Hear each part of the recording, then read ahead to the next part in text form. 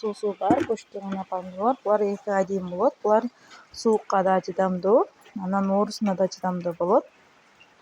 Буларды эккенден кийин сууну коебуз дагы. Жалбырактарын карап коебуз. Жалбырактары саргайып баштаганда, мөмө түйүп калгандан кийин жалбырак саргайгандарын алып салабыз. Дагы түйгөндөрүн калтырып коебуз. Жалбырактарын саргайгандарын алып салсак, оорулары тийбейт. Анан да булардын өзүнө карап уктайбыз. Эң астындагылардын саргачтардын кээ бирлөрүн алып салабыз дагы, калгандарын секин үстүнөн гана түшүрүп алып салабыз. Буну силер кайчы менен деле колдонсо болот, бирок кол менен удобно болот алып салганы.